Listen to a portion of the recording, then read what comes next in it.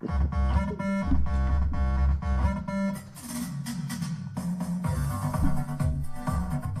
are listening to the Patriot Report with your hosts PeterSweden and Red Pale Phil, bringing you the most important stories from around the globe. Real news, independent journalism, giving you the truth about what is happening in our world today. 100% fan funded, so you know that you're getting the unbiased news that you deserve.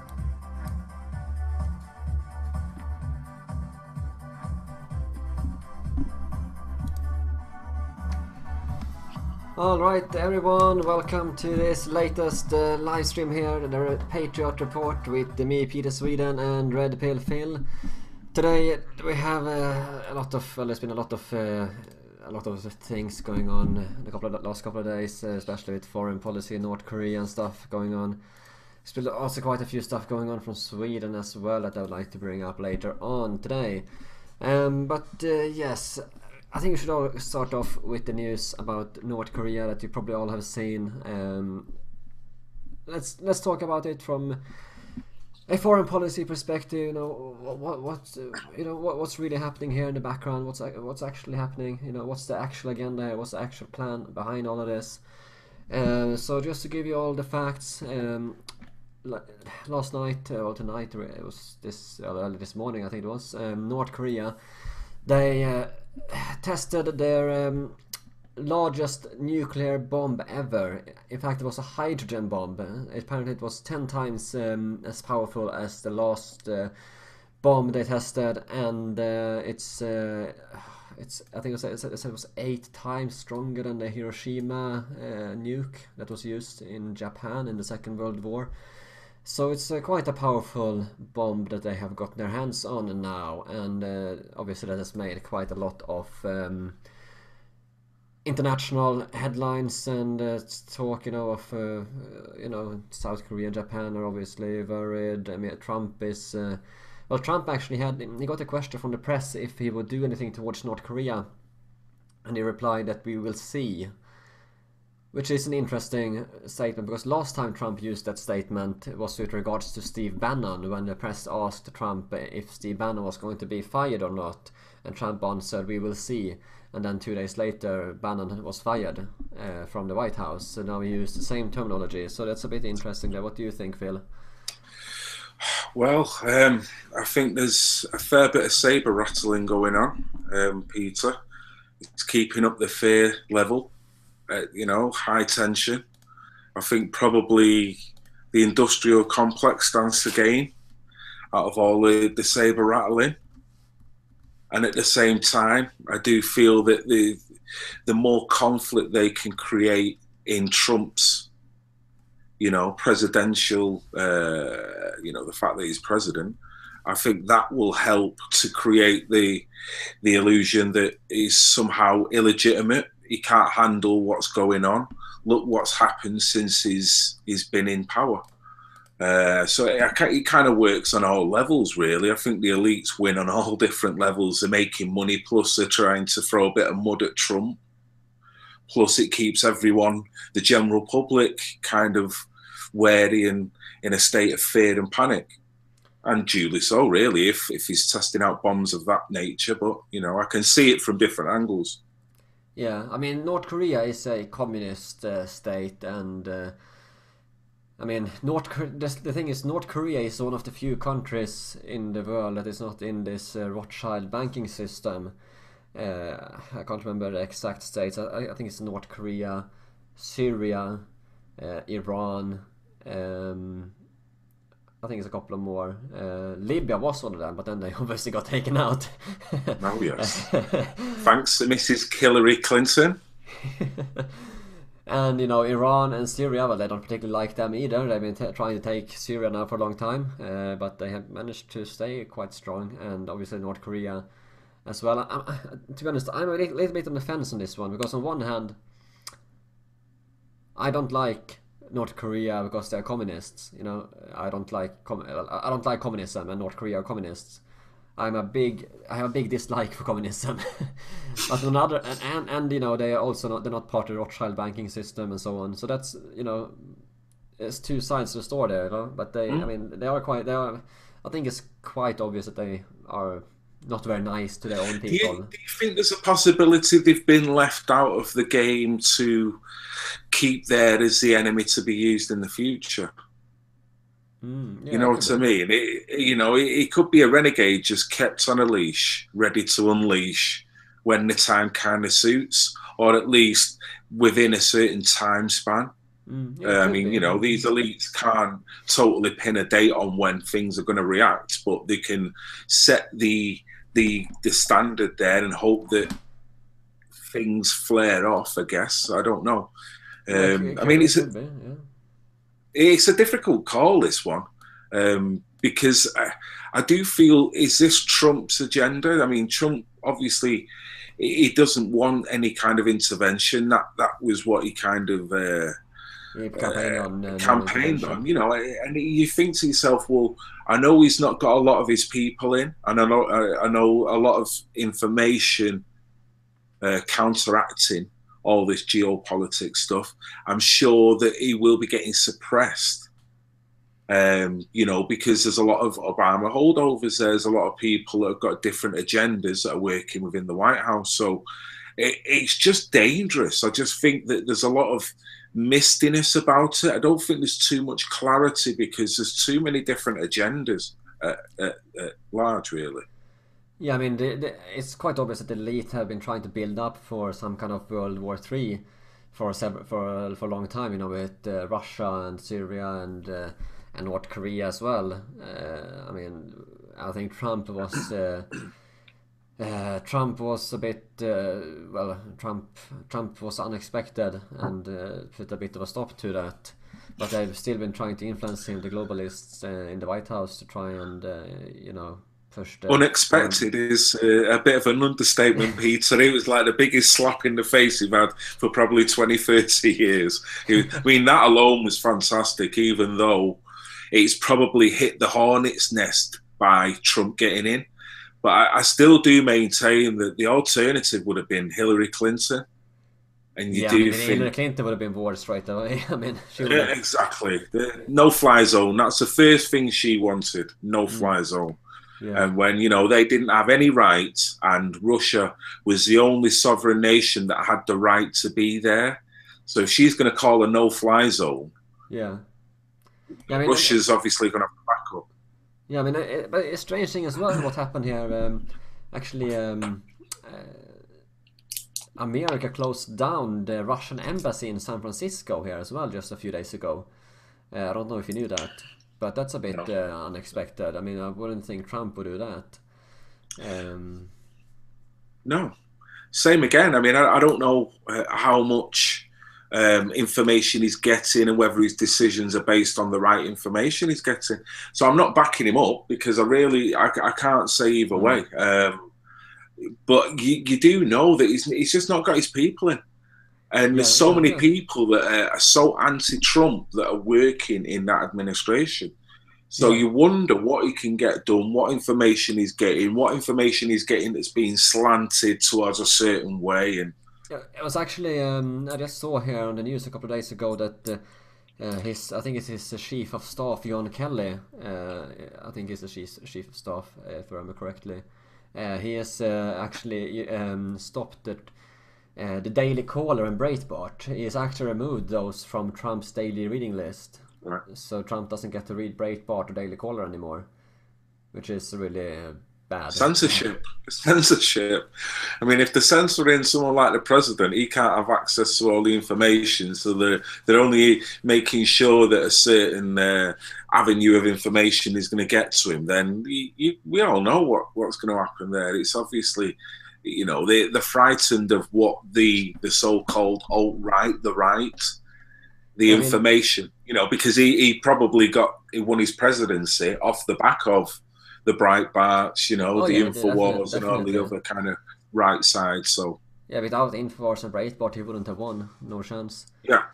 I mean, but I really wouldn't think Trump would be the guy to let someone just censor him like that, just take away his daily reading. But I know he still has Twitter. I mean, I'm personally not on Twitter, so I'm not sure how active he is. But I, like you, but apparently from what I hear from different sources, he listens to a lot of these generals that he does have a high regard for because of his past, being in military school and this, that and the other. So he does tend to have a high regard now. Well, he has the globalist McMaster guy as his military chief. Yes. Tom Bowie here in the live chat writes that he reckons that he says that Infowars reckons that Trump is basically under house arrest. He's totally being suppressed. You can see how so little information is getting to him, and how can that be? If anyone's going to be able to make a conscious decision, at least if you're going to put them in that position of someone, you know, the leader of the free world, and he's got to make all these important decisions, you've got to let him have the access to all the information. And he's supposed to be one of the wisest, you know, most eloquent speakers in the country to get them policies through. So how can you do that if you've subdued him, you curtail him what information he's getting? Yeah, well, it's quite obvious that America is not really America anymore. It's run by someone else, really. The president is just really the puppet. Yeah. It's really someone else behind the scenes. You know, you have... well, your usual suspects. You know, Peter, it astounds me that it's not even an open secret. It's just open. Yeah.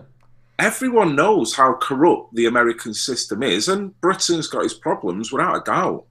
You know, the paedophile ring in England is totally suppressing a lot of politics, a true, you know, honest politics that goes on in our country too. But as with America, I'm sure, but it's never been so evident over this election how corrupt, how one-sided, how misguided, how triggered some people can be. Same with Brexit, when something doesn't go your way. Yeah. And they totally spit the dummy out the pram. Well, in the UK, from what I've heard, the Rothschilds basically own England. They... what was it, after the war with France in the 1800s with Napoleon, Rothschild, because of their connections, they managed to buy up all the buy England basically, with all the bonds and stuff, war bonds.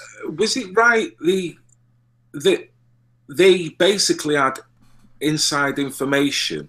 Yeah, because due to the horse that was coming back, they knew way the war went, so they speculated. And because they were both they were in France and the UK, they had the banks in both places, and they got to know it, so they sent one of their sons, I think, or one of a messenger with a horse straight to the UK, and told his son in the UK that okay, they lost the war now. So they started to spread the false information, fake news, to say that England had was it England won the war. Yeah, so to say that England had lost the war, but in fact they had won. So all of the other, so he started to spread the false rumors, and then everyone did a wrong decision. He bought everything, and then he owned the whole England basically when the fake news was revealed. So under a nice little scam. I mean, imagine one scam like that would set you up for life. I mean, literally, that's what you're talking about. Maybe that was the first instance of fake news in the modern era. I would say, without a doubt. Without a doubt. That is what you call backing the right horse. I mean, we was talking about this the other week, wasn't we, about there's no organic wars anymore. So once you know that someone has got that amount of influence, that they can play both sides, manipulate both sides, because if that happens, then I stand to gain this, that, and that. You know, and it's crazy how thinking a war actually is. We think our opinion matters. We think the information we get is why, you know, we should go, we shouldn't go, when in reality, geopolitically, financially, you know, there's so many reasons that we have got no idea as the general public why the wars are created and this, that, and the other. We're just there. There's a saying that we used to hear in England quite a lot, being treated like a mushroom, and I'm sorry to kind of say this, being treated like a mushroom, fed bullshit and kept in the dark.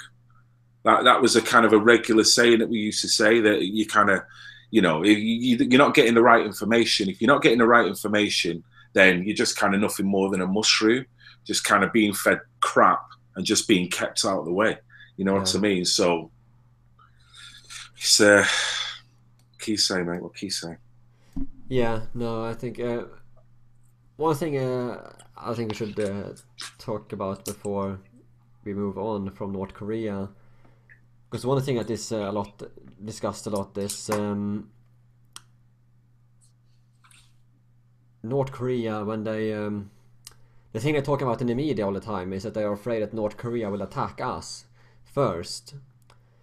What do you think? Do you think that North Korea will want to attack the West, or do you think that North Korea is just making the bomb to protect themselves from attack from the West? I can't imagine how they would attack first, unless they've got alliances already set up that would back them up. I mean, let's face it, if they was to throw the first punch, there's so much might that would hit them, they're almost annihilated. So unless they've got some form of alliance set up, he could be doing this just to kind of get everyone a little bit more panicked. It could be just total nothing in it. It could be just for the what is it? The mutual is it MAD? The mutual So it could be a little bit of that in it as well, just because he wants to be known as a big player and he wants respect on the scene. But I do agree with you, mate. I mean, this is almost a social, well, so very much a socialist communist regime. And I do think that the America and all the Western countries are playing this guy as the enemy, when we can see socialism and communism running through our country's veins like you wouldn't believe. Yeah. So it then makes me think, do they really want to topple this regime? Because it appears to me that they want to be more in line with the way he kind of does business. So is it just a theatre? Is it just a circus? I'm trying not to get too involved in the speculation of it all. Yeah, I think my opinion is, I'm not sure. Personally, I'm on the fence with North Korea. I think it's quite likely that North Korea wants to have a nuclear bomb to make sure that the US doesn't invade them, because they're afraid that the US will invade them. But on the other hand, North Korea is communist, and the communists historically have been very eager to expand and invade other countries, to say that way. I mean, as I said before, people think that the Nazis were the ones that were invading people all the time, but actually the ones that have been invading people all over the world has been the communists, and people never know about that. Communism is a globalist ideology. They want to expand, take over the whole world, and form a one world communist country, basically. And that's what I think we're seeing with the globalists. The globalists are actually communists in disguise, except they've dropped the communist economic agenda as such. They allow privatization, but the globalists are actually leftist communists at heart. Disguised as disguised as, I don't know, as liberalists, really, as globalists. They changed name to globalists to create a one world government that way instead. And then they're using cultural Marxism, all this SJW stuff, to try and bring communism in, and Antifa, try and bring communism in that way. Because if you look at Antifa, they support North Korea, and the globalists, they support them. George Soros and everyone of those guys, and Antifa, they support North Korea a lot, which is they're communists. I mean, it's all very strange, but you start to get to understand something isn't right here. They're all aligned with the Korean kind of viewpoint and Orwellian viewpoint, aren't they? Like you say, very centralized, very communistic. You can totally see it. I just don't see that Korea's ready to make that move. I mean, I get what you're saying, and that is the chip, the communist chip, to say to me, okay, here we go. We're going to spread now. This is the final bout to get worldwide communism kicked off. You know, you could argue with Korea, and I don't think they're ready for that. As in, there'd be too much kickback. I think give it another 10, 15 years with the way we're going. I could see it probably being more easier for them to, you know, be victorious. I think now it would inevitably mean worldwide destruction if they got involved, because Yeah, no, it would be you know. quite bad if they So I don't see any winner there to a degree, unless you've got these elites that have got the nice little underground bunkers and they just want to jump out when everything's done and claim sovereignty again and then start all over again. You know, it could be that angle, really. It's difficult to say. Yeah, unless Esposito here in the live chat asks how probable is the beginning of another world war, do you think? I would say I think maybe within the next 5 years, 30% maybe. What do you think? Yeah, you can see it. You can certainly see it. There's so many different things, a financial, you know, catastrophe, an angle with the way things are going. Geopolitically, there's a hell of a lot going on. Just with the amount of propaganda that's being fed up, the amount of hysteria, it's building to something. It's whether we can avert it or not. So hopefully with a cool head of Mr. Trump and the other forces, we can just stop this going forward. I personally don't see any point of, as soon as one person presses that button, that's it. That's it. Everyone's going to be reaching, and there's so many missiles pointing in so many different directions. It's like, you know, good night Vienna, really, isn't it? So, you know, I can see a world war. I can see something starting, but some may already say that we're already in it.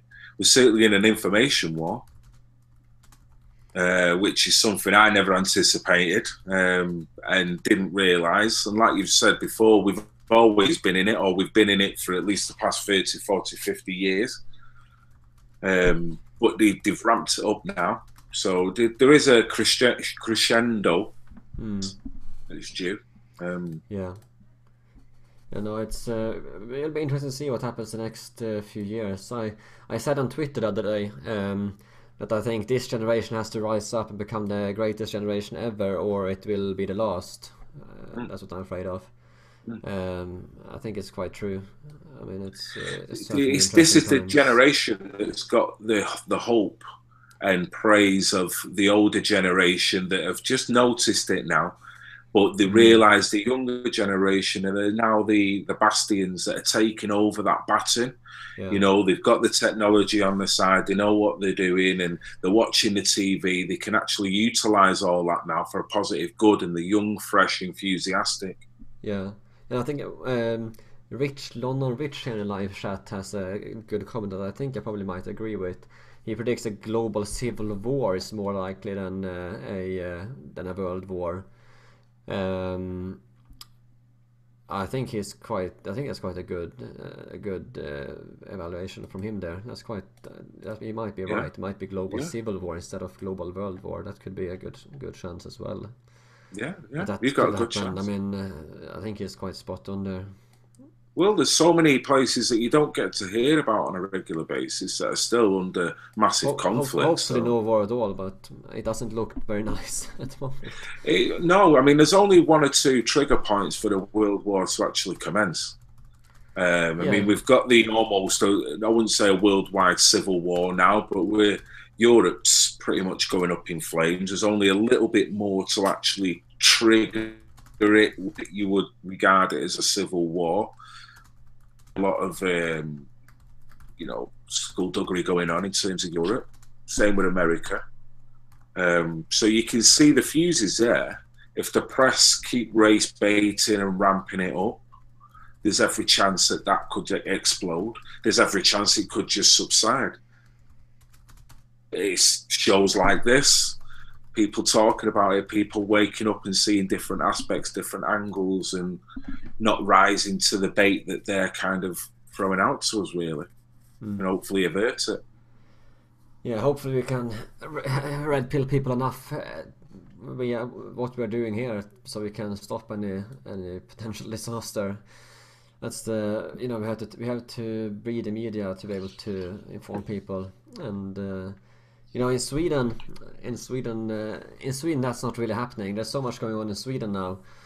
It's been going so, especially last week. It's been really crazy. Just yesterday, I can talk about this now. I think there's a few happenings in Sweden here. Just yesterday, I think, or the day before, there was a hand grenade attack in outside a restaurant in Märsta, which is not too far away from where I used to live in Sweden. Last year in 2017, there was, I think it was about 30 grenade explosions going on during the whole year. I think in total there was like 55 grenade attacks and 30 of them exploded. Swedish police issued a statement that it is unprecedented for a country that is not at war to have this number of grenade attacks. Yes, I mean, it's a bit third world like, isn't it? A grenade attack.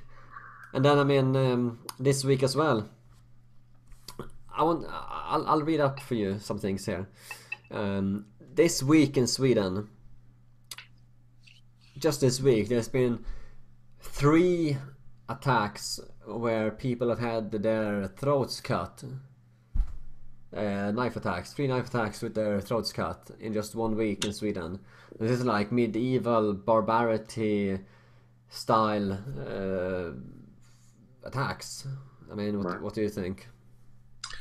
I think I totally agree. You can see how much they regard Europeans in terms of life. I've always felt Middle Eastern countries, African countries, nations, when I've seen conflicts over the years, the one thing I've seen when they have conflict, they regard life so cheaply. The average person means absolutely nothing, and they will get treated in such the most atrocious way. And you're seeing that in Europe with some of the crimes that are being committed on European innocent victims, really. It's starting to spill over. Well, it's an insane amount of crime that's going on. I mean, in Europe, and especially in Sweden, those countries are taking loads of mass migration. I think. By the way, I just want to interrupt quickly here. There's some interesting here in the live chat. People are speculating about which football team you support, Phil. Manchester United. One guy thinks you support City, another guy thinks you support United. Oh, what makes him think I'm a City fan? Because the light blue behind. Mike Hunt thinks you support City. Oh, no. Mike, you've just swore at me there. Can you believe it? You might as well be saying I'm absolutely, I'm a Liverpool fan. It's no, 100% Manchester United, without a doubt. I still love you, Mike. I do forgive you, but please, that is fake news. Fake news. Look, let me show you something. I've actually seconded me kids' bedroom for this live stream, so let me just show you. This is one of my daughters. One daughter's not into football that much.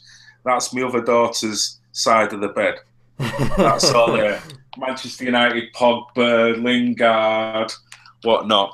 And can I just say, the wife and I are both mad Reds, and the kids, it was discussed quite early on in life that they didn't have a say. If they was into football, there was only one team that they were gonna support. And they both just kind of go on with it, One throws a javelin, one loves United, so he kind of just left it at that. There's no democracy in this house, mate. No dictatorship. Oh, but no, definitely not a City fan. No way. Okay, so that's cleared up then. That's cleared that up. Yeah. Shame on Mike. Alright, yeah, going on to Sweden. Again, I wanted to read a little list here that I found of the headlines just this weekend in Sweden. See what you think. So this is just Friday and Saturday and today, just this weekend in Sweden. These headlines. Actually, I'll and I'll read it. Patients at a hospital in Gothenburg had to be evacuated because of lice in the walls. So basically back to the 30s there. All staff at childbirth departments in Swedish hospital has to wear assault alarms.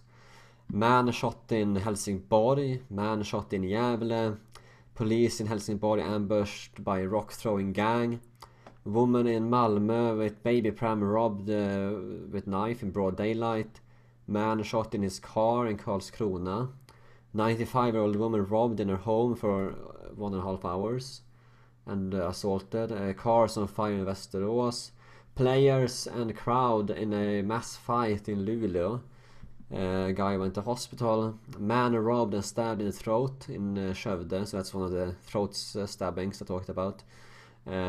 Stockholm, a man shot and killed in broad daylight. 17-year-old Afghan stabbed police officer in the neck in Stockholm. Gang of youths turned up the crab party in Gävle. The host was shot in the leg. Mass fight in Märsta, 50 people fighting and shooting heard in the area. Naked woman found on ferry, man arrested for rape. Another man got his throat cut today. There was another shooting today. A guy was stabbed in the stomach here as well just a couple hours ago. There's been a couple of other shootings today as well. On top of that, a guy with a samurai sword was arrested in Gothenburg after acting threateningly. I'm sorry, I don't mean to laugh at that, but after acting threateningly, I mean, how can you not act threateningly if you're walking down the street with a sword? I mean, how do you do that in a nice, friendly, gently manner? I just don't get that one. I mean, that headline says it all, you know. Particularly if he's got it like this. I mean, maybe people might be slightly threatened off that, but sorry, mate. But it's a disturbing amount of headlines. It's a lot of headlines. There's a shooting in Angered as well. There was a shooting in no-go zone Malmö too. There was the grenade as well, as I talked about earlier. A student was stabbed as well. A student was stabbed at a school. 18-year-old arrested for murder attempt. Yeah, all in a weekend's headline. Basically, this would be the news in Sweden for like a whole year, like 10 years ago. Now it's happening. Now it happens in a weekend. I mean, it's like crazy. But yet, Norway minister mentions about ghettos, and then they cancel a meeting. Yeah. The Norwegian minister they mentioned that there are 60 no-go zones, and Sweden cancels a meeting with her. Which is funny because after that the party, they have an election in 9 days in Norway, and that party they actually call the Progressive Party, but they're actually a populist party, or at least they kind of cucked out a bit recently. But anyway, they have actually increased with 3% in the polls after the meeting was cancelled in Sweden. Norwegians are like, yeah, you're Swedish, so you try and do this, we're going to vote for her instead. So it's like the Streisand effect, isn't it? Every time they try to do something to discredit, it seems to backfire on them all the time. Well, especially if it has to do if Sweden does something to Norwegian like that, then it's going to backfire. That's how it works in Norway. Yeah. It's. I'm just surprised they're not kind of listening to themselves. You know, they're being so staunch on these liberal policies, but look what it's doing to your country. Look at all these headlines. It's doing. I mean, have a look at this photo here from Sweden. This is Sweden. It's not Somalia. This is Sweden. This is a no-go zone Vivalla in the city of Örebro.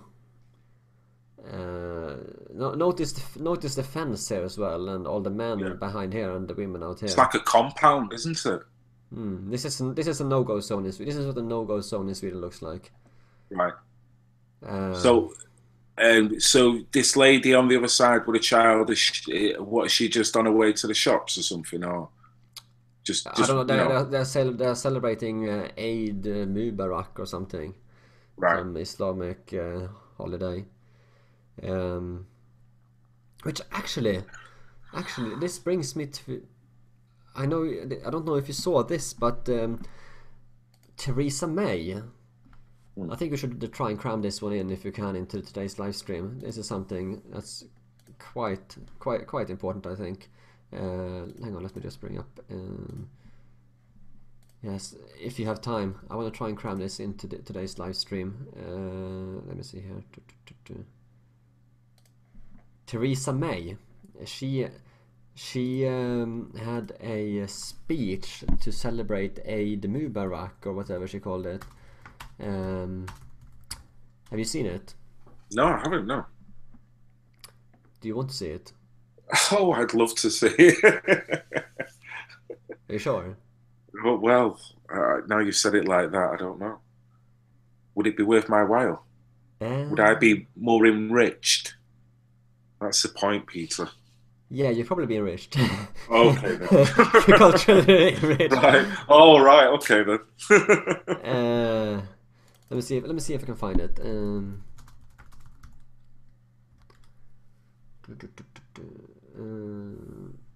It should be on here somewhere.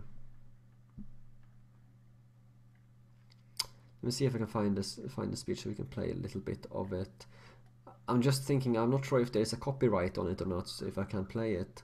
I don't think there's a copyright on it because it's from the government. I think anyone can play this clip, so I don't think there is copyright on this clip.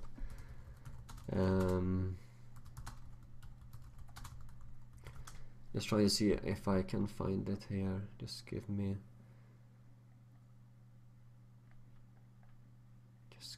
a couple of. Hang on.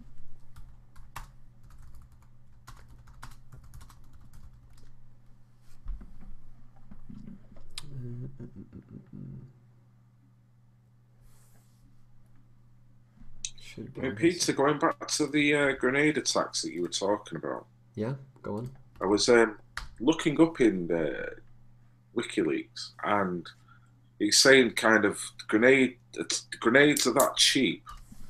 They're almost as cheap as an ice cream cone.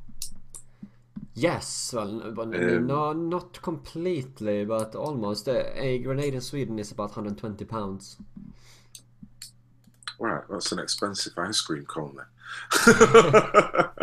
I'm thinking, it's the same as buying a 99. It's not quite the same thing. But it's still cheap, but it's still, certainly, yeah. If you're in Sweden, a fixer, a newspaper in Sweden tried to see how easy it was to get hold of a grenade. A fixer could get a grenade delivered the same day. Within 10 minutes, he had found a seller, and within 10, got the grenade delivered the same day, actually. Yeah. It's disturbing, isn't it? So they're obviously like old munitions that have been. Yes, they are from the Balkans. Yeah. Yes. So then you've got to question whether the validity of them, whether they're actually working, because it also said something about there's some grenades that have not gone off that in certain areas as well. Yes, you're correct. Some of them haven't been going off. Some of them have failed to detonate. There was about 55 grenade attacks in 2017. No, sorry, last year, 2016. 55 grenade attacks, of which 27 detonated, I think it was. Wow. So all of them didn't work, but yeah. Just hope they find the other ones. At least yeah, well, they have some. I mean, just a few months ago there was a grenade that was in a rubbish bin outside a police station that I found. Quite close to where I used to live in Sweden. It's only like 50 minutes away. Jeez. Yeah. Like a war zone. Yeah, it's really like a war zone in Sweden. I mean, with the grenade. I mean, if you think a grenade is a military grade weapon, I mean, why on earth are they walking around with grenades? I mean, what do you think? I mean, if it was in the UK or America, if someone threw a grenade around, I mean, that would be headline news like for several days. In Sweden, it's barely mentioned. I mean, what do you think? Yeah, no, I totally agree. The level stepped up. I mean, it's going back to that maximum destruction. They obviously, it's not like it used to be, just the odd fist fights, this, that and the other, the odd weapon. I mean, when you're using things like that, you're not really too concerned about how much carnage you're going to create.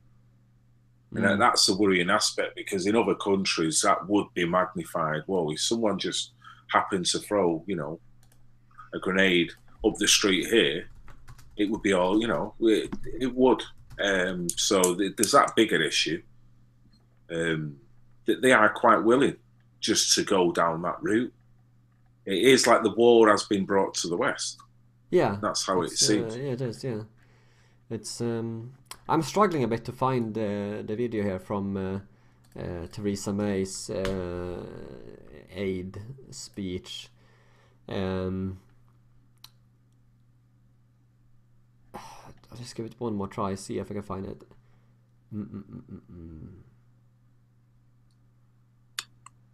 Oh well, let's forget about that one. I'm not sure of the copyright either, if I'm allowed to play it or not. I can just tell you quickly what it was, what she said. She was talking about. Well, she was wishing happy Eid to the Muslims, and she was talking about showing that she said that Great Britain in the 21st century had showed what a great success multiculturalism and multi-faith society is. Yes, okay. A great success. Yes, yeah. I can't wait for more of that success. Yeah, my kids can't wait for that either. Yeah, that's brilliant. And she was talking about how much Islam was bringing to our culture and blah blah blah blah. And she openly said she wished Eid Mubarak to all the people of Great Britain. I mean, where is Theresa May releasing a video where she proclaims that Jesus Christ has risen and celebrating Easter? Where's that video? I was just going to say that there's no promotion of any other faith there. Then just it's all about Islam. All this is about squeezing Islam into the multiculturalism of the United Kingdom, which is quite a new concept, considering, you know, that there's been blacks over here for 30, 40, 50, 60 years, you know, and that's worked out well. Not to say that there hasn't been a couple of Muslims, but particularly over the past 20 years, it's totally dramatically changed. Now you think, okay, multiculturalism is working, but at the same time, it's worked far better with the black communities, with other aspects of the Asian communities, and other aspects that we've all know that we've got an appreciation for each other's culture, each other's food, each other's music, blah, and we've all lived quite happily. Then comes in Islam. And then that's kind of changed the ballpark somewhat. Not to say that everyone in Islam who practices it has got nefarious, you know, wishes against the West. But we have got to address it. Yeah, I mean, this is not... So, I think we can... It should be a thing that it should be politically incorrect to say this, but Europe is not a Islamic area. Yeah. It's a Christian... Yeah. Yes. It's a Christian continent. It's not an Islamic continent. I mean, yes. Period. That it shouldn't even be controversial to say that. Yes. I mean, where you could argue that's maybe why it's been so successful with all the other races that have, you know, integrated over the years, because they've all had that common ground. Might be Catholics, might be Protestants, but, you know, it's been known over history, and apart from the odd little stupid blip that has gone on, that them two faiths can kind of work and coexist. I think that's a good. If you have a, you know, if you have a black guy that's a Christian and a white guy that's a Christian, that I think that tends to work better if they move together than if they're completely different religions. I mean. I think that's quite self-evident. I mean, of course, yeah. And it's not a case of, you know, because I do think faith is kind of eroding, full stop anyway, from nations. Like you say, it's not being promoted as well. kids are not growing up believing in it as much. They're Yeah, not no, being definitely. told to kind of by the school. It's not kind of something that is, no, I wouldn't say push, because I wouldn't want to brainwash my kids into you must believe in God, but there's no kind of promotion of it, no mention of it in any kind of modern culture to a degree. So we're only going to end up with a society that has got no affiliation towards that Well, no, faith the schools, after a they are while. pushing atheism and Islam, it seems, in the schools. That seems to be what they're pushing. I think I just read on the headline today that here in the UK, headscarves are now part of school uniforms at some schools, apparently. It's that same thing again, you know.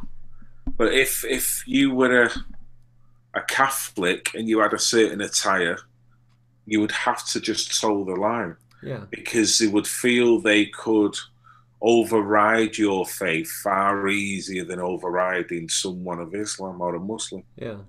You know, that is the priesthood faith that you can't touch. You've actually got to stack more and more power Yeah. on them, you know. You know, I mean, the schools, they are really the brainwashing institute. I mean, the schools, that's where they brainwash people. That's where the brainwashing... The school system is where all the crap starts. That's where they brainwash the kids. As I've been saying, school is where they indoctrinate... That's where they brainwash people into, well, Marxists. And then they continue to receive the daily brainwashing from the media when they're grown up. It's I mean, it's very obvious that they indoctrinate kids into Marxists in school, in the school system, which is why I think it's so important.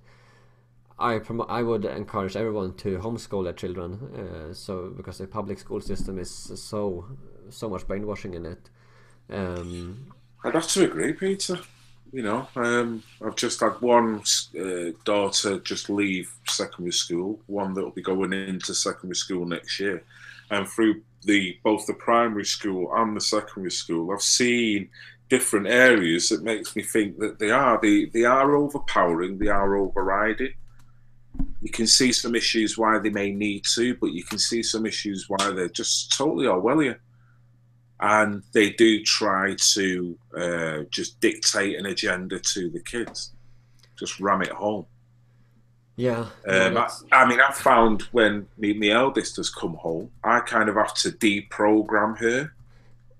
So all the stuff that she'll come and say, "Oh, Dad, we learned this today," and I'm like, "You've learned what?" And then because it's the narrative, I've then spent half an hour where she's still got a school bag in her hand trying to get that narrative out of her head, because once you break it down with a little bit of research, that narrative is just that, a narrative. It doesn't actually constitute as history or actual fact. It's difficult, frustrating. yeah, no, it's I mean, it's sad to see what's going on there. I mean, and here's an example of this. I mean, this cultural Marxism that they're pushing. Now, there's this new trend here. There's this new trend going on. Apparently, it's a thing. And it's this cultural Marxist again. I don't know if anyone is... I'm going to officially issue a trigger warning to everyone watching this live stream. Everyone who's watching this live stream, I'm issuing a trigger warning to you guys. This might trigger you. It's horrendous. Okay, coming up in 3, 2, 1, and ta-da! What? This is apparently a new trend. It's a new trend. A new makeup trend that's going on apparently. Squiggly lips. There's also the same for the eye. I don't have a picture of it, but there's also the same for the eyebrows, where they have the squiggly eyebrows. But they have the squiggly lips here, as you can see, and here as well. I think it looks.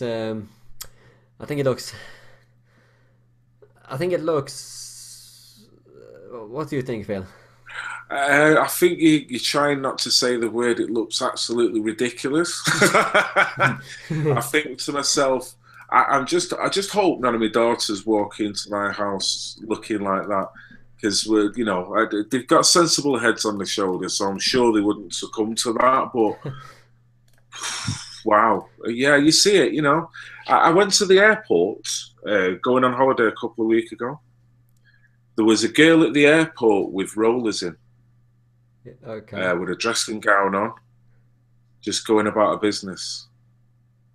Now, in my world, I'm thinking to myself, has she just woke up literally in a bedroom within that airport, and she's just forgot where she is, and she's just wandered down thinking, I can't find the bathroom, and hey presto, I'm at the gate, because I'm like, what planet? I've actually seen people out in public with their bathrobes on.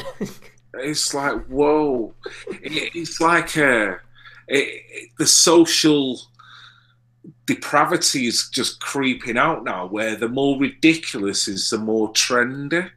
And you just feel, what kind of people are falling for this? I mean, just look at this. I mean, they look like, I mean, you see this picture, that, you know what I think? I think when I see that, I think this.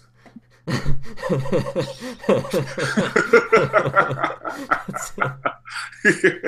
what they look like. Oh, they might as well. It totally does look like a clown, doesn't it? I mean, that's probably the best way of putting it. My word. It's sad.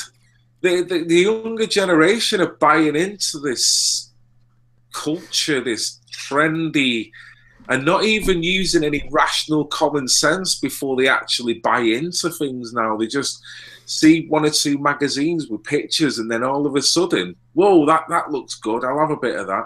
I mean, I don't get a onesie. I still don't get a onesie. No, please. Now, I might offend people there. I'm sorry if I do, but me personally, I'm 47. I ain't ever getting in a onesie. And if I do, I ain't ever leaving the house in a onesie.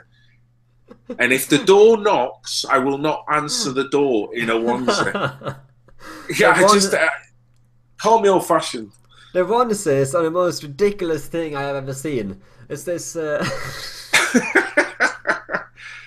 I just don't get it. I've seen geezers with teddy bear onesies. Quite proud. Like, what? You know, I actually went to McDonald's once, and I mean, people in the guys working at McDonald's, they had onesies on.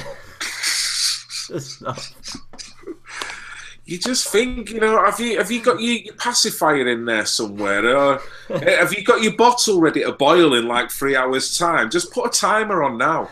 Like, what's going on? It's like the reversing. Instead of getting more mature, it's like they're receding in on themselves. They'll be in a fetal position within a week. It's like, come on, get a grip. No, like Oliver here in the live chat comments, idiocracy in real life. That's what it is. They are, they are doing everything to look as stupid, as unnatural, and as ugly as possible. That's what they're doing. I mean, and the underlying agenda. The underlying agenda, again, here is cultural Marxism. They want to undermine and overturn everything that is traditional and natural and turn it ugly. The same they do with architecture. They have you have nice old architecture. They want to demolish that and build up this square, ugly monstrosities of skyscrapers. Like I actually have a very good example. Actually, let me just show this photo here as I was speaking about that. Like this here. This is from Sweden. One of these buildings is a prison. The other one of these buildings is a high school for architecture. Guess which one? If we're talking in the context of the conversation we've just had, out of the sheer ridiculousness of it, I would say the one on the left is the building for architecture. You're right. It doesn't surprise me. This thing, monstrosity of a building right here. This square concrete ugliness. That's a high school for architecture in Sweden. Kungliga Tekniska Högskolan Arkitektur. So I guess looking by the building, it's like the course, a week-long course or something. Because looking at that building, there doesn't tend to be much to learn about architecture.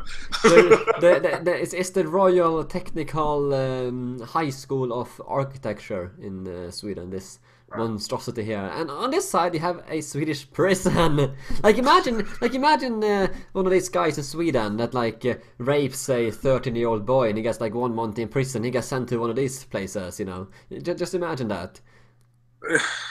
But at least he's got, whilst he's in the grounds bouncing the ball for the hour a day that he's getting let out of the cell, at least he's got better architecture to look at, and that's the one positive that may, you know, turn him into a positive role model in society. Imagine if you stuck him in that other building. That wouldn't make him feel any better, would it? Probably make him feel worse. Yeah, I mean, one interview with a Swedish criminal, that is just, the guy said that he didn't mind getting into prison at all. Just a couple of months in the prison, he just regarded it as his holiday, just to recharge his batteries from the tough life on outside with grenades and stuff going on. So he just regarded prison in Sweden as a holiday to recharge his batteries. A couple of months in one of these luxury hotels, and he's ready to go when he gets back out. Nice. Nice. It's the prison system for you, so it's nice to know the penal system works, and he's making these double criminals kind of reconsider their criminality. It's like when they're actually running for that, you know, that's sad insight. That explains. Do you have time? Well, we have overshot our 45 minutes again. We need to instill fines, Peter. I think we just need to expand this live stream to an hour or something, because we cannot keep it down. You just talk too much. I know. But that's what I guess makes the show interesting.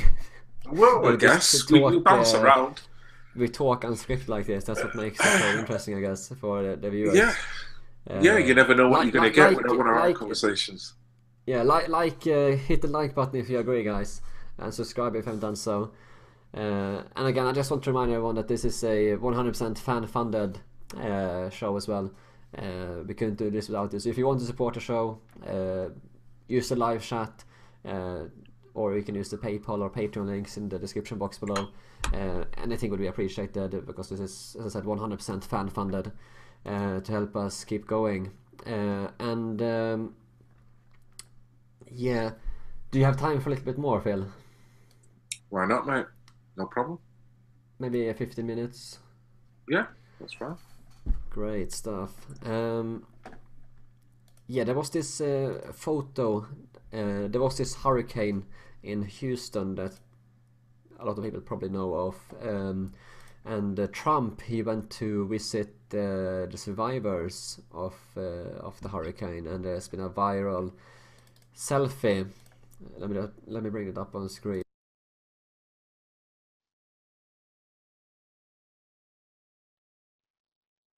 So we have this selfie here with Trump, and these well, I guess they are African or Jamaican, or well, black people. It's gone viral on Twitter, and I think it totally demolishes the left's. It nukes the left's narrative. This selfie. A reporter said that these people that met Trump here got a selfie. They apparently they didn't like Trump at first, but after they met him, they said that it completely changed their mind of him. He's a very nice guy. He was very reassuring and a nice guy, they said. So I mean, I think I think it's a really nice photo. What do you think, Phil? I think it's brilliant. But it's sad that we have to politicize a photo, because I'm sure that's just an everyday photo for Trump. Yeah. Because from all the reports, he's no more racist than frigging Donald Duck.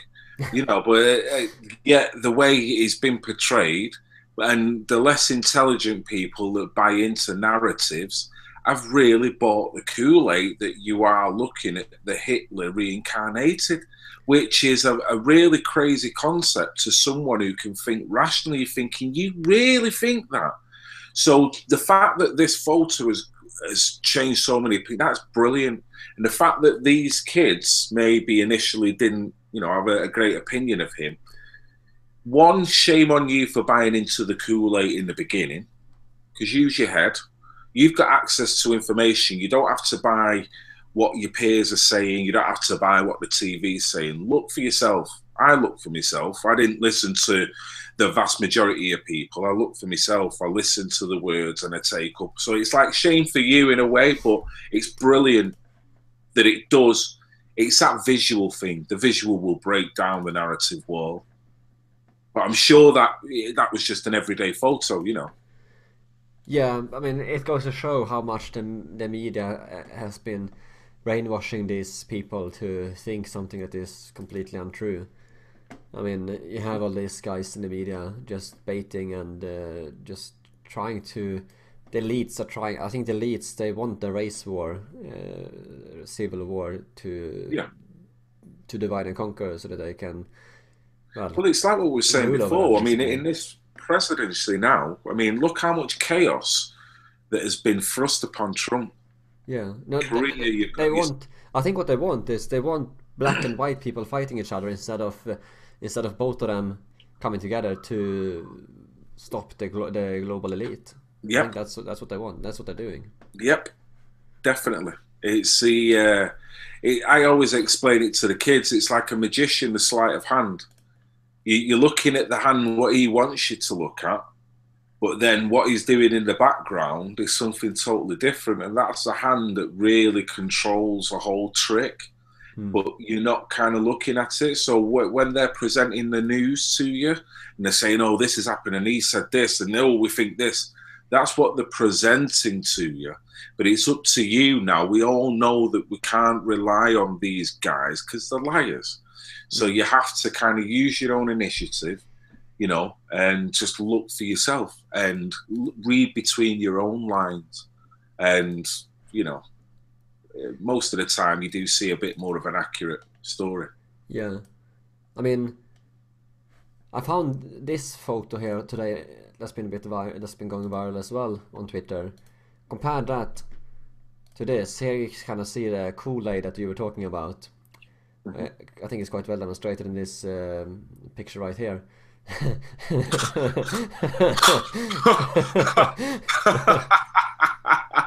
Now, my first impression is, why would I PayPal you? Because what are you going to do with the money? it just looks like you're going to go to another all-you-can-eat. Well, you know what I mean? It's like... It says all white people are... it says all white people are racist. PayPal me. Ashley the Lion. Give her money because of reparations or something.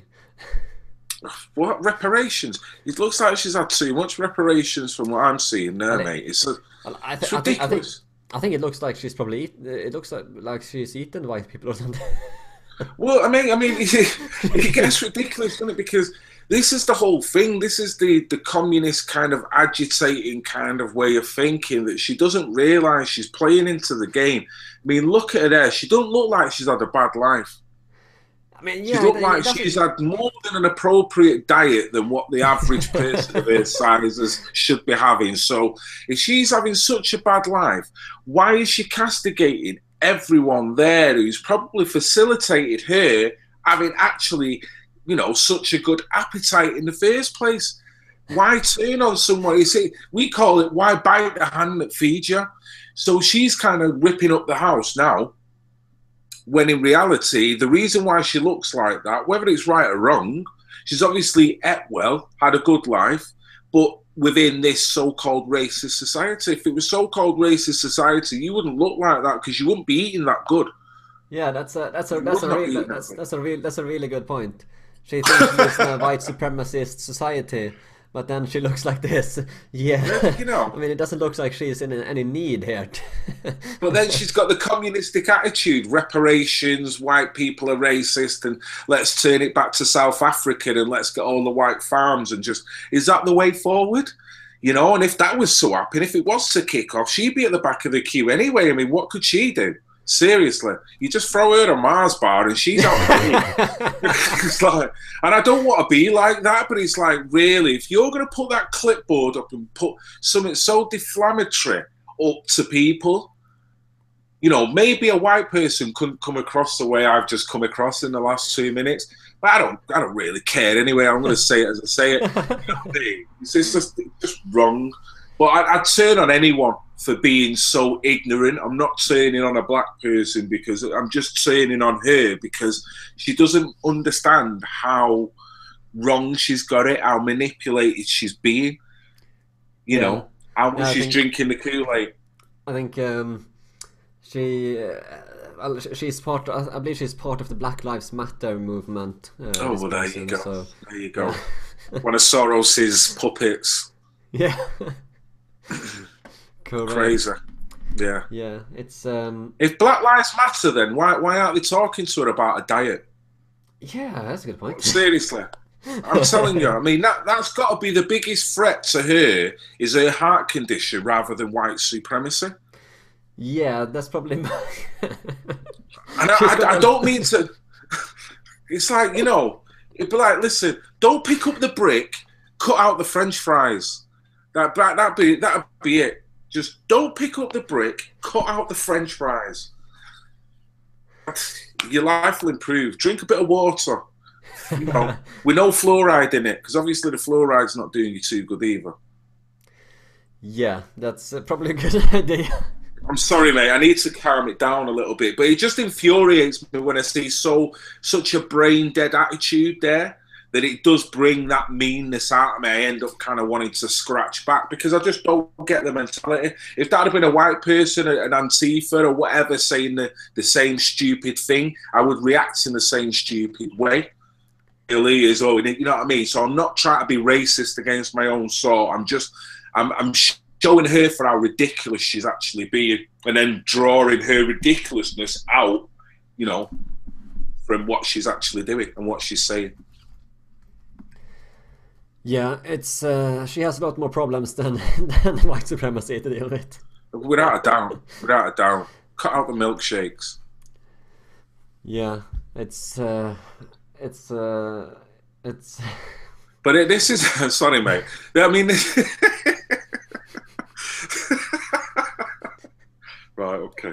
This is where how can you get a message across with people who are so mentally challenged?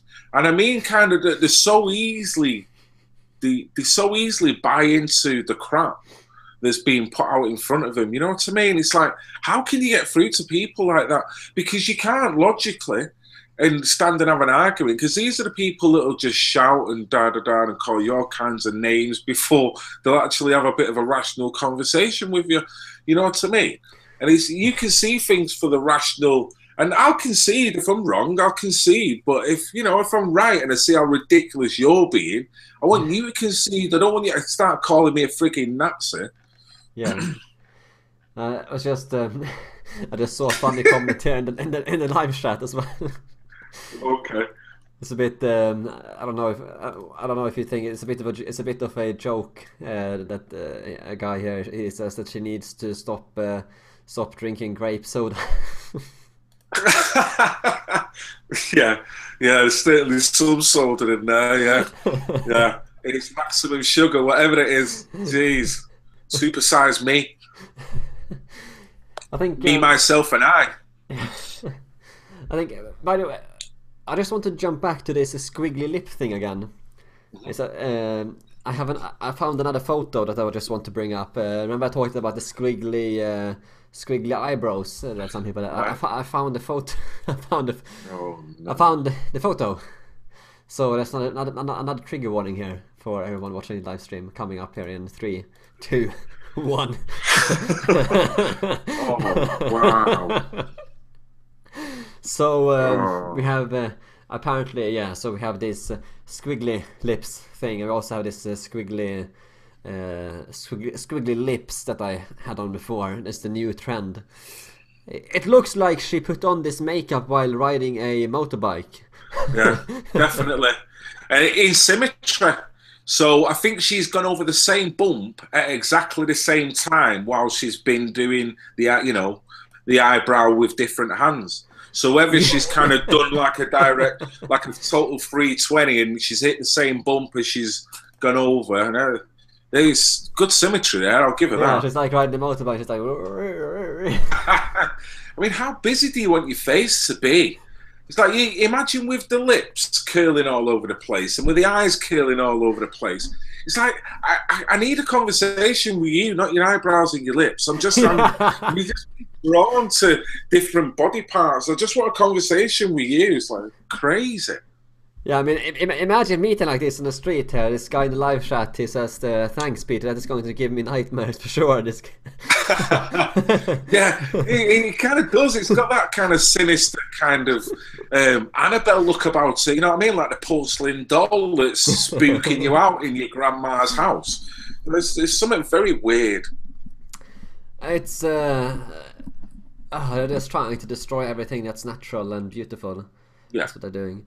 it's like the killing, the suppressing imagination, creativity. You know, your true. Like all this progressive art, modern art crap that is just out there now. Like this. I'll just bring up a photo here from Sweden. I don't know if I think you might have seen it earlier. I think if this photo here. So here we have a new progressive modern art installation in central Stockholm. So this is right in the central Stockholm. It's actually just 100 meters away from where the terrorist attack happened a few months ago in Stockholm. So this is, you have the flagpole here. It's bent upside down. Kind of symbolic, really, I think, for Sweden. And also, as you can see here as well, there's like barely any Swedish people around this place anymore. And this is not a photo that's just taken of a few migrants. This is actually what it looks like around this place here. All of the street children, I call them, hang around it. All the Moroccan street children hang around this area. There's loads of drugs being sold underneath it, because there's a tunnel system underneath here. If you can see where my mouse is. I've been here loads. This is basically, yeah, this is like, I know this area extremely well. I've been here loads. Under here there's a big tunnel system, a few shops as well. It goes a bit here. There's a shopping center over here. There's another shopping center over here, and this tunnel system goes around here. It's like a underground shopping right in central Stockholm, and all of the migrant street kids that hang around under here and sell drugs and so on. It's loads of violence and stuff going on here down these areas here. There was actually, I think last year, there's a group called Soldiers of Odin. They went down here and chased out some of these migrant kids selling drugs under here. And obviously had the mainstream media. They were like, "Oh, these Nazis chasing out innocent child refugees." But yeah, I think that picture is quite symbolic of Sweden, the upside down flagpole. But that's this postmodern art, the progressive art, a upside down flagpole symbolizing a destroyed nation, really, I think. What do you...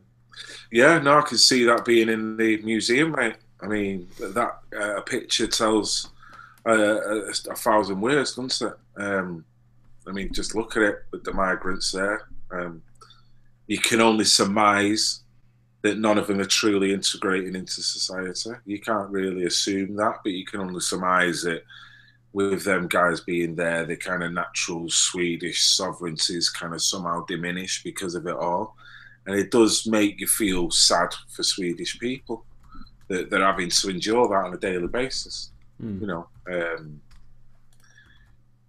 mean, what can you say? I mean, whoever's done that, whether it was, whether it was done by a migrant or whatever, Well, whoever's done. it was a art installation, so it wasn't done by migrant. The flagpole is supposed it's art flagpole. Oh, it's actually art. Yeah, the flagpole is art.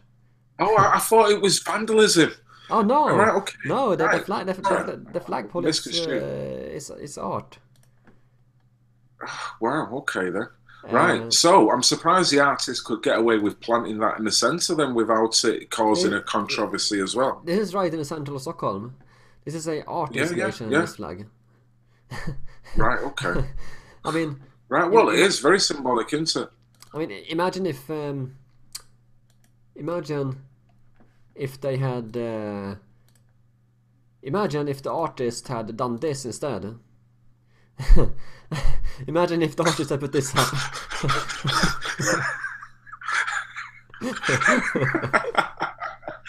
Yeah, I can see how it wouldn't have gone down too well, maybe. Yeah, I think that you would have never heard the end of it. This would have Without a doubt. Without a doubt. Particularly, I mean, I'm surprised that there wasn't, now you've put it in that context, I'm surprised the artist didn't put an effigy on Donald Trump on the Swedish flag as it was hanging upside down. Because maybe that would throw in another little narrative, to make it very current as well. But yeah, I know you can see the one-sidedness of it. Now, on the artists themselves, it depends on, are they more right-wing thinking or conservative thinking, or was that just to create a stir? I mean, do you know anything about the actual artist that's done it? The artist, well, I don't know too much about the artist itself. Well, it's obviously done to mock Sweden as a country, I guess. I mean, it's another one of these cultural Marxist, postmodernist artists just doing crap. Right. Which is just as bad as vandalism then, really, isn't it? If he's done it for that motive. If he's not been passionate and thought, you know what, my country's dying and this is how I feel about it. Well, it's obviously done to mock a dying country, Sweden, really. I mean, I think that's well, quite... why do that? I just don't get that. I mean, why, hit a country when it's down and do that in the name of art? Like I say, if he'd done it in the name of sympathy for a country and where he sees the direction of a country going, I can get with that. But, even if, you're most liberal, you do that. You're just as sick as the actual ideologies, that are perpetrating all these terror crimes to kind of turn your back on your own country. I mean, I'm a little bit reminded of have you seen the Paul Joseph Watson video of modern art? No, I haven't. No. I'll just play a quick clip here from it if you haven't seen it. I think it's quite fitting here. Let me just turn up the volume. I'll just play a short clip. Can you see it on screen now? I can, yeah. Here's a bit of an example of postmodern art. The light switching on and off. A blue canvas with a white line down the middle. A urinal. People running around in a circle with their fingers up each other's butts. This masterpiece. An unmade bed. Yoko Ono screaming like a demented bitch. Modern art. So that's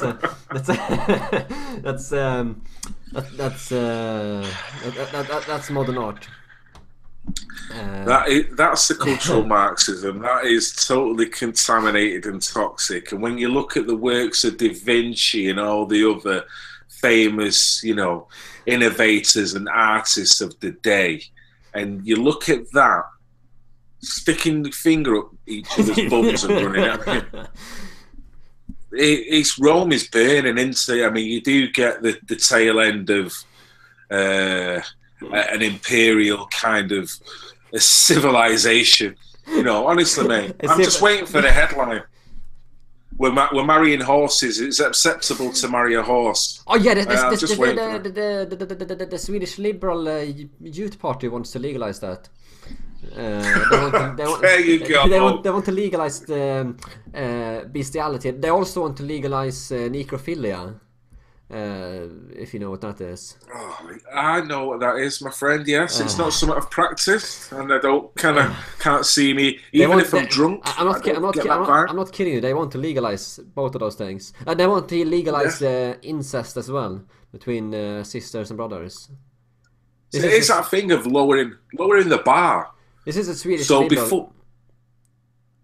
Yeah, go on. Yeah, I was just going to say, I just feel that the bar's going to be that lowered where there will be out and out anarchy. It's almost like Aleister Crowley, do as thou wilt. That was his famous saying, wasn't it? That's like an old ideology and philosophy where you can just do what the hell you want. I mean, that's where it's going now that the boundary's being lowered, where it's going to be like total out anarchy because... Well, there's nothing to do anymore. I think you did a good connection there. You know, you see these Antifa people; they are communists, but they're also anarchists. They want you understand what I mean? I think you made a good connection there. They just want to have complete full degeneracy.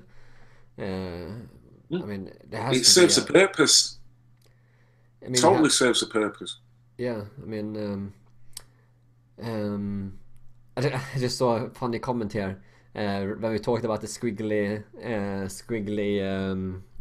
eyebrow thing, one person here in the live chat said, see if I can find it. I think you liked the comment.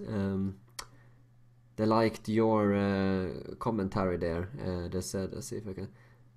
Amanda Anderson wrote that, oh Phil, my sides are splitting. on your speech there on the squiggly lips thing. Oh jeez, yeah, it's like a branding mechanism. That I mean, you know, if you wanted to kiss an envelope before sending it, I can see how maybe doing a little bit of a different shape. Yeah, all right, fine, but don't go out in it. You know, no, fill it in first. You know, get a normal shape, then go out. It's like it just doesn't work. Yeah, you have the instead of putting a stamp on it, just put your special lipstick, just like signature. Yeah. Oh, that's my baby. Look, there's a lovely lips there. There's no way you want to see her on the bus wearing that style. That's like, whoa, no, definitely not. Something wrong.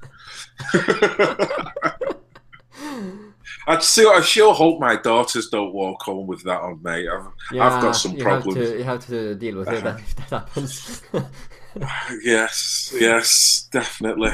Yeah, they are very susceptible to trends, my friend, and I'm trying my hardest. I don't mind rational trends because trends are beautiful because that can bring out the best in people. But at the same time, you can have totally irrational trends that are like, what?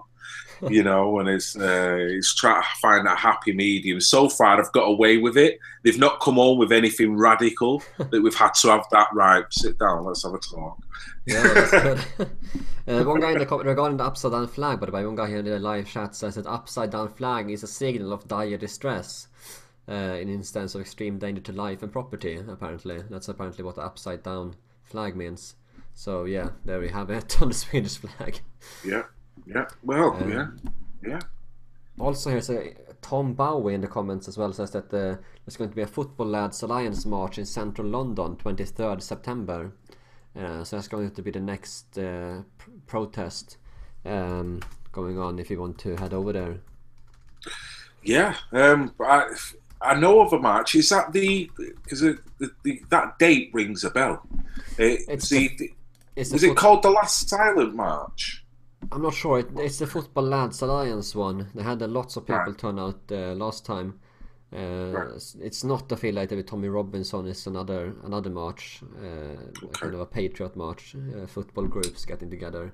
So you have football groups from different teams: Chelsea, Arsenal, Manchester United. Everyone coming together to march against against terrorism. I think it is. No, I think it's a brilliant idea to get everyone on board. Get your head off football for a day and worry about it's all the different football supporters teams. So the Chelsea supporters groups, the Arsenal ones, the Tottenham, all of the ones coming together. But that's the ultimate breaking the divide and conquer chain. Because football's like another way of divide and conquering. So you know, you you live by your tribalism of your team. So, like if different football teams can connect and see the common threat and work through it and put aside their differences in terms of alliances, then whether you're white, whether you're black, that should be the same thing. We should kind of see the common threat, work through it, and kind of see the other side of it and go, you know what, that's the problem up there. Not me and you. As you can see, me and you are fine. That's the little mofo up there that's causing all the big beef with us. So why don't we both get together and we'll both collaborate? And, you know, because that's the one thing he'll fear, everyone collaborating. So it's a brilliant idea. Yeah, actually, I see. Someone says that it's a Make Britain Great Again march, not Football Lads Alliance.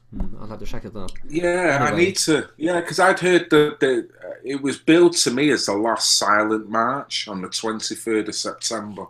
Now, I've not had time to... I know the Make Britain Great Again guys. Have you seen their channel? I met they were at the march in Manchester as well. I did an interview with them. I met them. They are going to hold something around the same around that date, I know. So I'll definitely be coming for that. If the Football Lads lines, I'll have to check it up and I can tell you about it when I know more, perhaps. Let me know, mate. Yeah, so no doubt. Barry, your friend, is in the chat as well here. I see. Hello, buddy.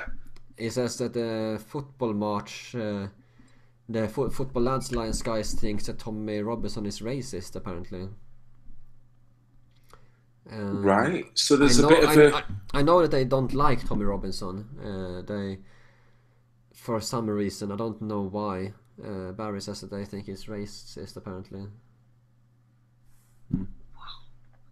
Well, that's just misguided then, isn't it? Unless they've got other information. But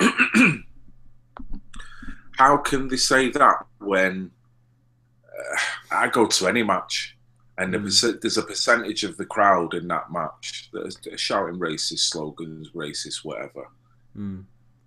There's another... They say that the 23rd of September march is the Make Britain Great Again march. Apparently it's going from... It's called the Last Day of Silence march. That's the one. Okay. They're going from Westminster to Buckingham Palace. That sounds like a good march. Right. Now see with the Queen. I think we should be there. What do you think? I think it sounds good. Yeah. I'm definitely going to be there. I'll have to talk with them. I know those guys. I'll talk with them and see what we can get together. Yeah. And I'll let you know. Yeah. Maybe I don't know if they're going to have anyone speak at the end of the march. Maybe I can see if they want to have you speak there. Wow! I don't know. Wow. I know them. And they know about you as well. They like you as well. So maybe they would like you to speak there if they. In terms of speaking, I don't know if I'm actually a public speaker, Peter. I don't mind doing what I'm doing, and every day that I'm doing what I'm doing, I'm kind of punching above my weight in a sense. The most important is to be there. Get it on film. I've got my own channel now, so if I was to be there, I'd definitely try and get as much footage. Yeah. As for public speaking, my word, mate, I don't know. That's a big jump. Yeah, I don't know whether I'm quite ready for that. But it's very flattering that people think that I could do that. It's brilliant. Brilliant. Yeah, no, it looks... we'll definitely have to figure out there, and I'll check more what's going on there. But nice one anyway, Barry. Tell Barry I said hello if he's listening. Yeah, if he is listening, he will hear you. Yeah, Jordan, if you're listening, well done, mate.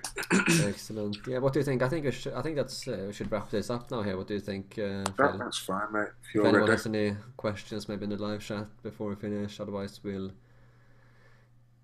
wrap this live stream up. I think it's been a good one today. Again, a bit over time, but yeah, it's looking increasingly impossible, I think, mate. Yeah. Like you say, I think we're probably better just widening the boundaries rather than trying to work within them. We'll just go until we feel like it. It is what it is, you know. Oh, jeez. Yeah, I don't see no one's having any comments in the live chat yet. I think it's a little bit delay between what we say and what they see. Right. Otherwise, yeah, if they don't have any questions in Barry says that's a great show, lads, he says. Cheers, Barry.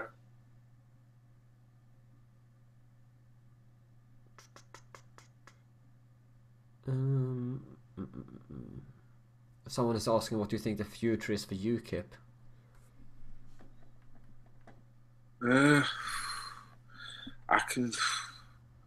I'm not a big follower of UKIP, but out of all the parties, I must admit they're the party that appeals to me most.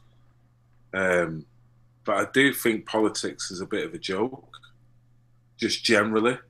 But I do feel that they're the party that's speaking more for the public rather than any party that we've got at the moment. Labour, total socialists, they're the last party we want to go to. I can see UKIP making more ground.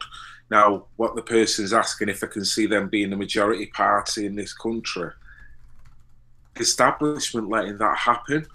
Now, that might be pessimistic to say that, but I don't see the swing being that categoric that would put them in, because there's too much mud that gets thrown at them. There's still that marginal party, you know what I mean? But I think they are making up more ground, and I think more and more people are understanding their message, not as much as in racist terms, but just common sense terms. So Barry here is asking if we are both going to see Tommy Robinson on November the 3rd in Manchester. I didn't know they were going to. Yeah. What's going on there? Do you know? Is there any? I think it's a book signing. And like a bit of a speak. Okay. It's oh Jesus, the name. It's at Bowlers. It's at Bowlers in Manchester. Okay. November the 3rd, was it? Yeah. I've not managed to get my ticket, Barry. He keeps asking me. Oh, he needs a ticket. Okay. Yeah, it's a ticket event. I think you can get VIP and normal. I don't know how. Is he going to speak? Is he going to have a speech? I believe so. Okay. But I couldn't say for sure. I'll have to have a talk with him so he lets me in and film him. Oh yeah, +1 if you could get it. I'll hold your camera. Yeah, I'll say that you want to come. He'll probably give you a free ticket, I think. Oh, that'd be great. Yeah, I'd love to go. I do want to go. I think he probably wants to meet you. Likewise. Likewise, I'd love to meet him. I know when he was in Sunday, it was a pity he wasn't around. He obviously had other commitments going on, but yeah, I'd love to meet him, have a little chat with him. Yeah, it'd be fantastic. I'll see what I can do. Excellent. But tell Barry, don't panic, mate. Whatever happens, I will be there. I'm not going to let you down, even if I have to climb through the toilet window to get in, mate. I will be there. Excellent. Hopefully I won't have to. Hopefully no one's sitting in the toilet. Well, at the same time, imagine if that lady, Black Lives Matter lady was sat in the toilet and I'd come crawling through, but like, okay then, I'm going to crawl myself back out of here. Just leave it to it. Wow. One guy in the live chat here says that Antifa in the UK are weak. A wet fart will bring them down.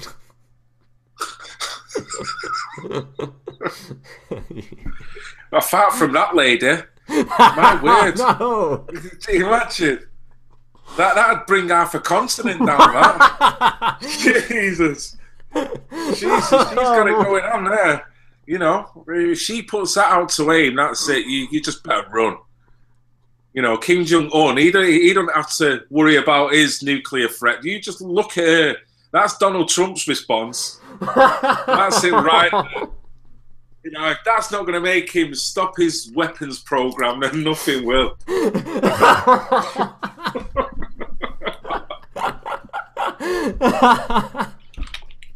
Yeah, she's actually done nothing to me, this lady, but she's been the butt of my jokes all night, and I do apologise. If anyone knows her, tell her I'm sorry. I don't mean it. I'm just rolling with it. But you shouldn't be calling white people racist because that's just naughty. So that's why you're getting it. Just wrong. You know what I mean? Yeah, I'm just sitting here trying to imagine. The tsunami, mate, that would ensue. It's just, you know, the ripple effect. I don't think anyone had survived that. You know, it's like they say a snowball, the rolling moss gathers no snow. I mean, my God.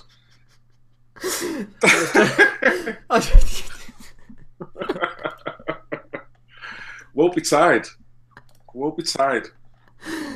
Like the amount that we could save in a defence programme. Yeah, we could just feed up half a dozen people like that, and then that's your defence programme right there. Right I'm there. just trying to imagine this lady. There you go. I'm just trying to imagine in front of myself this lady having a wet fart. Just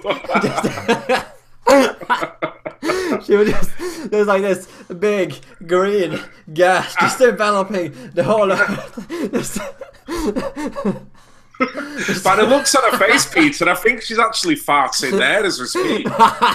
There's something going on there. She's definitely got that twisted look about her. There's some curdling and gurgling going on there. Oh, I wonder whether that's the first thing when you get triggered, the gases start to, you know, you just flatulate all over yourself. You just don't know with these people. I'm sorry, mate. I didn't mean to turn it here. I did not mean to do this. It's just when people have whiteboards up saying nonsense like that, it kind of makes me come out, fight and talk. Yeah, it's that not was right. really, It's that not was clever. really fun. I see the live chat here. They are crying. It's just not very professional, Pete, and I'm not happy with myself at all. Wow. Imagine. Build up war out of them.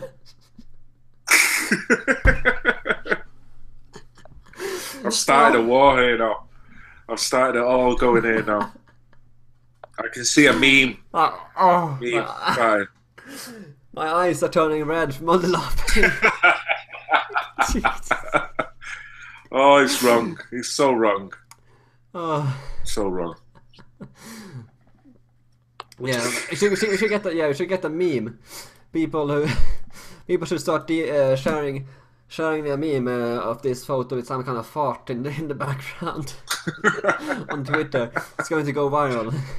So maybe I'll do one. I think she's actually my first meme. It'd be the geezer. Can you just put that photo back up again, Peter? It'd be something like that geezer in the background with his hood up and his sunglasses on. He knows what's coming, and he's on the countdown, and he's ready, and he's waiting for that little bio kind of hazardous chemical to head his way. So he's already kind of covering himself up. He's got his little safety goggles on there. He's got his hood up, covering his mouth. So I think he's ready and waiting. Oh. Lowering the tone. I do apologise. That's I think that this is what makes this is what makes the fun the best. Oh no! I just discovered guy in the live chat, fat bacon farts.